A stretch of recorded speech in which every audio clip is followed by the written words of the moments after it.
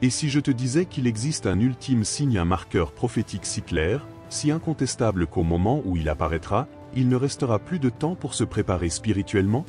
Ce n'est pas une théorie du complot, ni une spéculation religieuse. C'est un avertissement direct de Jésus lui-même, consigné dans les Écritures, mais souvent ignoré car nous sommes trop absorbés par l'urgence du quotidien. Nous vivons à une époque de distraction constante. Tout le monde court après la réussite, la stabilité, l'approbation. Mais combien s'arrêtent pour se poser la question « et si tout changeait du jour au lendemain ?» Le problème, c'est que quand ce signe urgent de Jésus apparaîtra, il ne sera plus temps de se rattraper. Ce sera comme une porte qui se referme au visage de celui qui a trop attendu. Cette vidéo ne parle pas de peur, mais d'urgence spirituelle. C'est une invitation à regarder les signes qui nous entourent avec des yeux spirituels avec discernement. Ensemble, explorons les prophéties, les paraboles, les avertissements et les promesses qui annoncent ce qui va venir. Car lorsque le dernier signe se manifestera, il sera trop tard. Mais aujourd'hui, il est encore temps. Jésus n'a pas parlé en énigme lorsqu'il a évoqué le signe final. Il a été clair, il viendra un moment précis où tout le monde comprendra que le temps est écoulé. Plus de secondes chances, plus d'avertissements, plus de réunions spirituelles. Ce signe sera visible, puissant, comme si le ciel criait à l'humanité la grâce est terminée. Ce sera comme rater le dernier train. Et le plus impressionnant? Ce n'est pas une menace, mais un appel au réveil spirituel immédiat. Beaucoup vivent comme s'ils avaient toute la vie pour se repentir. Ils repoussent les décisions spirituelles, croyant que Dieu laissera toujours la porte entrouverte. Mais Jésus lui-même a averti, il y aura un point de non-retour. Quand le dernier signe apparaîtra, le choix aura déjà été fait non pas par des mots, mais par la manière de vivre. Comme la cloche de l'école, ceux qui ne sont pas entrés en classe ne pourront pas passer l'examen. Ce message nous pousse à réévaluer nos priorités. Sommes-nous réellement prêts ou simplement convaincus que nous avons encore du temps? L'urgence spirituelle annoncée par Jésus n'est pas un appel à la panique, mais un appel à la vigilance. Vivre avec un but. Veiller avec sagesse. Et comprendre que le temps de la miséricorde a une fin non par manque d'amour, mais par justice divine. Et ce temps s'achève par un signe. Jésus a raconté une histoire simple, mais bouleversante d'10 vierges qui attendent l'époux. Toutes ont des lampes. Toutes attendent. Mais seules 5 sont vraiment prêtes. Les autres, malgré leurs bonnes intentions, restent dehors lorsque la porte se ferme. Cela nous enseigne que l'attente ne suffit pas, il faut être préparé. Et cette préparation ne se fait pas à la dernière minute, comme réviser la veille d'un examen. Cette parabole résonne dans nos vies. Combien de fois avons-nous entendu parler de Jésus, ressenti l'appel de l'Esprit, mais repoussé à plus tard? Paul écrivait déjà en Romains 1311, « L'heure est venue de vous réveiller du sommeil. » Ce n'est plus le moment de vivre en mode répétition. La foi n'est pas juste une croyance, c'est un état de vigilance. C'est garder la lampe allumée même quand tout semble sombre. Si tu veux une action concrète, commence par revoir ta routine. Combien de temps consacres-tu chaque jour à la parole, à la prière, à la communion avec Dieu? Si ta foi était une lampe, serait-elle brillante ou vacillante? Cette parabole est un appel à aligner ton cœur à tes actes. Car quand l'époux arrivera, et il sera trop tard pour chercher de l'huile. Il ne restera que 2 options, entrer ou rester dehors. Jésus n'a pas laissé ses disciples dans l'ignorance concernant les signes de la fin. Il les a comparés à des douleurs d'accouchement, c'est-à-dire des événements qui augmentent en fréquence et en intensité à mesure que le moment approche.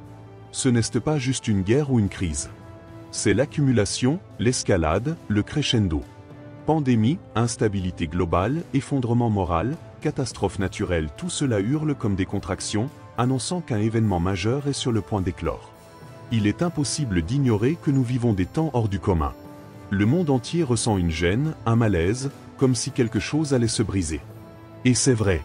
Ces douleurs ne sont pas seulement des conséquences naturelles, ce sont des alertes spirituelles. Chaque secousse du système global révèle que l'horloge prophétique continue d'avancer.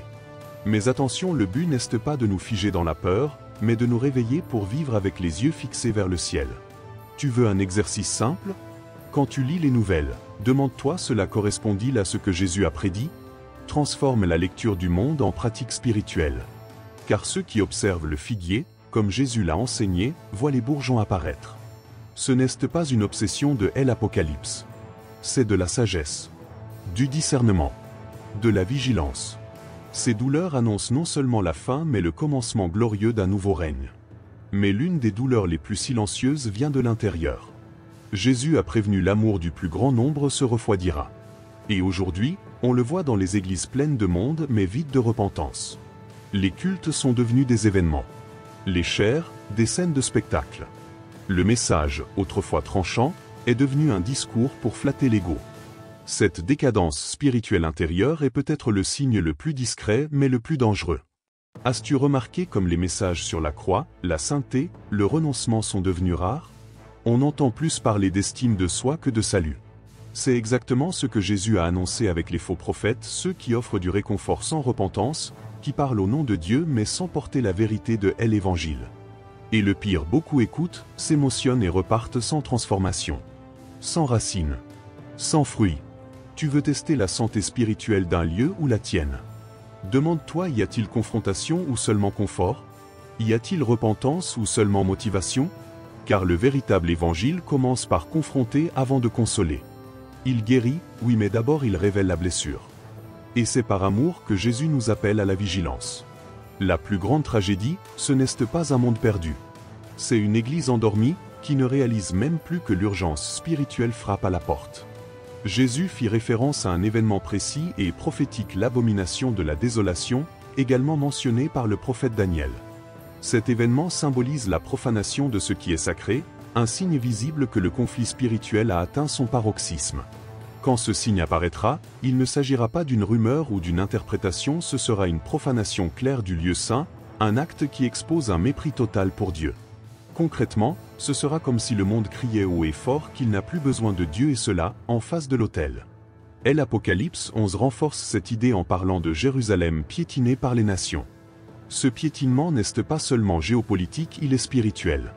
C'est la ville sainte devenant le centre d'une crise qui dépasse la politique et la religion. C'est là que le ciel et l'enfer s'affrontent ouvertement. Et lorsque l'abomination de la désolation se produira, ce ne sera pas simplement un autre signe de la fin. Ce sera la confirmation que nous avons déjà franchi les dernières minutes de l'histoire. Cela peut sembler lointain, mais réfléchis, combien de fois as-tu déjà vu le sacré être banalisé? Combien d'autels ont été remplacés par la vanité, les idéologies ou la recherche du profit? L'abomination commence subtilement, par de petites concessions, jusqu'à ce que l'espace sacré devienne méconnaissable. Voilà pourquoi la vigilance ne concerne pas seulement ce qui se passe à Jérusalem, mais aussi ce qui se passe dans nos propres cœurs. Qu'avons-nous laissé profaner en nous? Jésus a aussi parlé d'un événement qui dépasse les frontières politiques, religieuses ou économiques. Il a décrit un effondrement cosmique, le soleil qui s'obscurcit, la lune qui perd sa lumière, les étoiles qui tombent du ciel. Ce n'est pas un langage poétique, le ciel rompra son silence avec des signes visibles, réels, indiscutables. Et lorsque cela arrivera, il ne restera plus de place pour le doute. Ce sera le signe avant-coureur du retour de Jésus, glorieux et inévitable. Tout il le verra. Toute âme le ressentira. Ces perturbations célestes n'ont aucun précédent dans l'histoire humaine. C'est comme si la création elle-même entrait en convulsion, réagissant à l'approche du roi des rois. Et le plus remarquable, c'est que ce ne sera pas discret, ce sera majestueux, universel, bouleversant. Aucune caméra de surveillance, aucun satellite, aucun cœur humain n'échappera à cette scène. Le ciel, qui a toujours été le décor silencieux de notre existence, deviendra le théâtre visible de la justice divine. Si tu es du genre à t'émerveiller devant une éclipse ou une tempête spectaculaire, imagine lorsque les cieux eux-mêmes annonceront la fin des temps. Cet effondrement cosmique ne sera pas un spectacle pour les curieux. Ce sera un appel urgent. C'est la nature tout entière qui crie « Préparez-vous ». C'est Dieu lui-même qui déclare que le temps de la grâce s'achève, et que celui de la justice éternelle est sur le point de commencer. Et plus que de lever les yeux vers le ciel, il nous invite à regarder en nous-mêmes et à nous aligner. Beaucoup frémissent en entendant le mot jugement, comme s'il ne signifiait que condamnation et punition. Mais la vision biblique va bien au-delà. Le jugement final, oui, un moment de séparation, mais aussi de purification par le feu, de nettoyage spirituel profond, de restauration de l'ordre divin. Le feu qui brûle purifie aussi. Comme l'or qui ne brille qu'après avoir traversé une chaleur intense. Et ceux qui sont restés fidèles ne craindront pas ce jour, ils l'attendront comme on attend une moisson promise. Ce feu ne viendra pas tout détruire de façon aveugle, mais pour consumer ce qui est faux, corrompu et impur. Ce jugement révélera ce qui est authentique. Les uvres vides seront réduites en cendres. Mais celles faites avec foi, amour et justice résisteront. Dieu ne s'intéresse pas aux apparences religieuses ni aux diplômes spirituels, il regarde le cœur, les intentions, la transformation vécue. Ce que le feu découvrira en toi de la paille ou de l'or, et ce qui vient après est encore plus extraordinaire. Après ce processus de purification, Dieu promet un nouveau ciel et une nouvelle terre. Plus de souffrance, d'injustice, de corruption. Un nouveau départ, non pas un retour en arrière, mais une transformation complète. Comme une forêt ravagée qui, quelques mois plus tard, fleurit de nouveau avec plus de vie. C'est cela, l'espérance des justes, non seulement échapper au jugement, mais participer à la restauration de toutes choses. Et cela commence par les choix que nous faisons aujourd'hui. Imagine une ville où il n'y a plus de nuit. Non pas à cause de l'électricité, mais parce que la lumière de Dieu lui-même illumine tout. C'est la nouvelle Jérusalem, décrite dans l'Apocalypse comme une épouse descendue du ciel, préparée pour son époux. Là-bas, il n'y aura pas de temple, car le Seigneur habitera au milieu de son peuple. C'est la destination finale de ceux qui ont persévéré, un lieu de lumière éternelle, de paix absolue, de communion parfaite. Tout ce qui nous blesse ici, la peur, la culpabilité, la fatigue, le péché restera derrière nous. Dans la nouvelle Jérusalem, il n'y aura plus de larmes cachées, ni de douleur. Dieu essuiera chaque larme, et rien d'impur n'y entrera. Et le plus beau, ce ne sera pas un paradis lointain, froid ou abstrait. Ce sera un foyer. Un lieu de retrouvailles, de but restauré, de vie en plénitude. Le rêve de toute âme fatiguée en quête de vrai repos. Cette promesse n'est pas seulement une consolation pour l'avenir, c'est une motivation pour le présent. Savoir qu'une cité nous est réservée nous donne la force d'avancer, même quand le monde semble s'écrouler. Quand tu lèves les yeux au ciel et ressens une nostalgie d'un lieu où tu n'as jamais été, c'est peut-être l'appel de la nouvelle Jérusalem. Car au fond, chaque cœur juste aspire non pas à des richesses ou du prestige, mais à un foyer où il pourra enfin se reposer dans la lumière. Jésus a utilisé le figuier comme un symbole prophétique puissant. Il a dit: lorsque ces rameaux deviennent tendres et que les feuilles poussent, vous savez que l'été est proche. En d'autres termes, les signes sont là et ceux qui ont les yeux de l'esprit les reconnaissent. Le figuier est un thermomètre spirituel, il montre que le temps mûrit, que les promesses sont sur le point de s'accomplir. Mais beaucoup refusent encore d'ouvrir les yeux. Concrètement, cela signifie vivre avec discernement. C'est regarder les changements du monde sociaux, moraux, spirituels et comprendre qu'ils ne sont pas aléatoires. Chaque événement est un indicateur. Comme sentir l'air changer avant l'orage. Voilà pourquoi Jésus n'a pas dit ayez peur. Il a dit veillez. Il ne s'agit pas de vivre dans l'angoisse, mais dans l'attention. Comme un agriculteur qui ne contrôle pas le climat mais qui sait reconnaître les saisons, le chrétien est appelé à comprendre les temps. Tu veux commencer à pratiquer cela? Fais un bilan spirituel régulier. Pose-toi la question: ma vie est-elle en accord avec les signes de Dieu ou avec le bruit du monde? Suis-je de plus en plus vigilant ou de plus en plus distrait?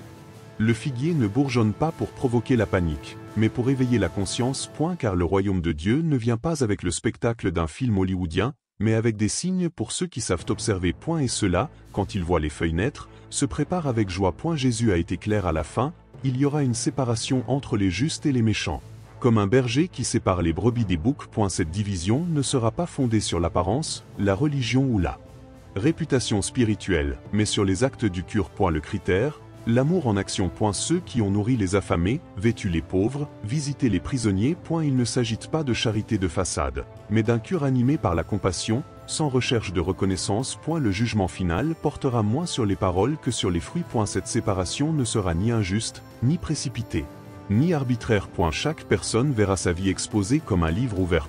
Ce qui a été fait en secret sera révélé. Ce qui paraissait insignifiant, une prière sincère, un pardon difficile, un acte de bonté oublié aura une valeur éternelle. Ceux qui ont vécu avec une foi active seront accueillis, tandis que ceux qui ont rejeté la vérité malgré les avertissements feront face aux conséquences. Simple, juste, définitif. Et si cela te paraît dur, souviens-toi, Jésus a toujours enseigné que le royaume n'était pas pour les spectateurs, mais pour les disciples engagés. Être juste, ce n'est pas être parfait, c'est vivre en transformation, écouter et obéir à la voix du berger. Et au jour de la séparation finale, ce qui comptera ne sera pas un beau discours, mais une vie qui a reflété l'amour de Dieu au quotidien.